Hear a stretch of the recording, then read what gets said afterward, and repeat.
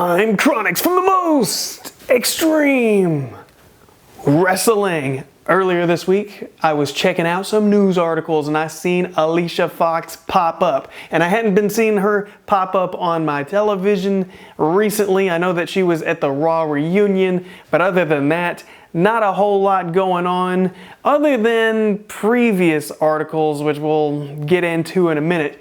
This particular news item was about a report of a fan having some kind of drunken encounter with Alicia Fox, and Alicia Fox being the drunken person in this story.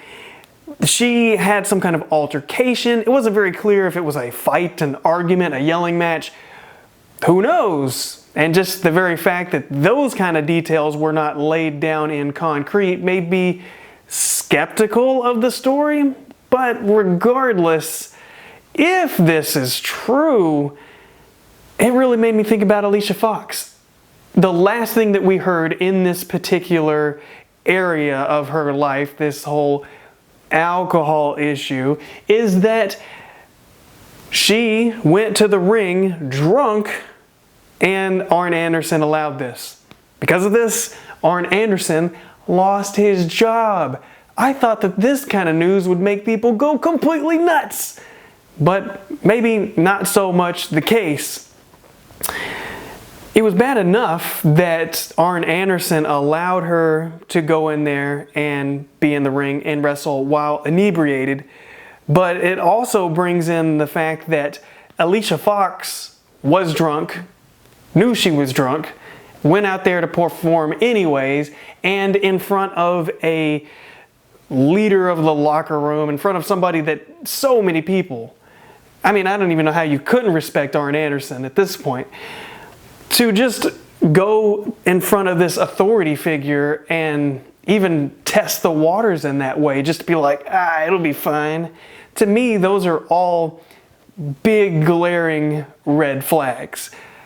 It takes a certain kind of invincibility to just walk past somebody knowing that you had been drinking and just being like, whatever. To me, that indicates that there is some kind of underlying alcohol problem. That, like, it wasn't just an isolated incident. And if true, this new story kind of reaffirms that whole idea. What's going on with Alicia Fox? I don't know.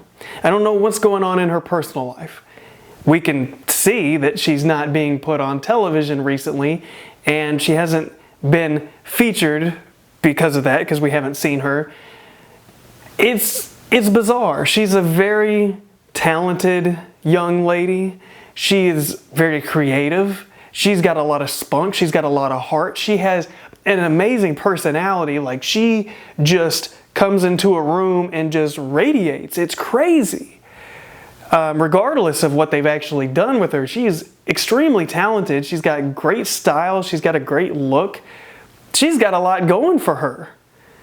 But she has this underlying issue, which I don't know what WWE is doing to mitigate that or fix that.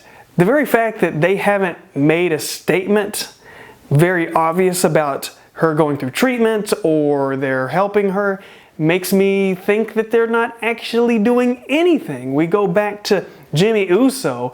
This man got, 2-3 weeks ago, he got his third DWI.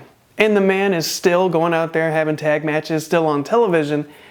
And it's like, after the second one, I was just...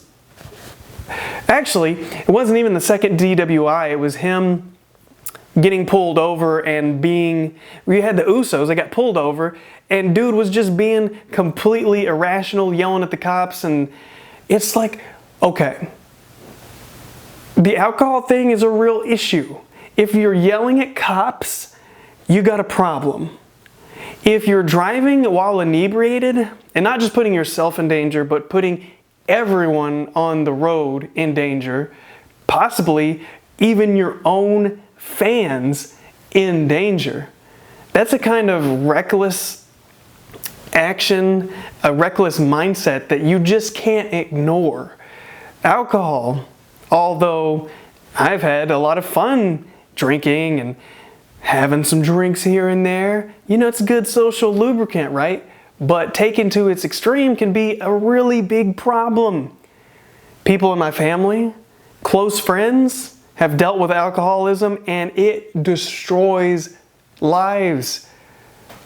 I'm pretty sure almost anyone can relate, at least with somebody they know, if not themselves, who have had some kind of issue in this manner. And WWE doesn't really seem to be doing a whole lot about it, just based on the fact of you got this Uso guy who continues to have problems and seemingly not getting any real punishment by still being able to go out there and perform. And I see that as a problem. For a company that prides itself on its wellness policy and, you know, you can't take these performance-enhancing drugs, you can't take these mind-altering drugs, you can't even take these drugs that might help you relax because we do all these drug tests. But when it comes to alcohol, it's kind of like, well, you know, it's socially acceptable to be completely screwed up and, you know, yeah, it's fine. But it's not, because someone could get seriously hurt, if not worse. Inside of the ring with Alicia Fox, or with a fan, according to this more recent story, or outside of the ring in the case of Jimmy Uso. This can't keep happening. Something has to change. If they just keep allowing their talent to just get away with this sort of thing, eventually something really bad is going to happen. And I just really can't understand, if they're really wanting to put everybody's safety at the forefront, that there are not stricter consequences for things like this. And I hope that this story with Jimmy Uso from a few weeks ago and this past week with Alicia Fox will start helping them wake up to the idea that there actually is a problem here. And if they really want to protect their athletes and their fans and people that aren't even fans that just happen to be on the road or out there in public, that this has got to be taken care of.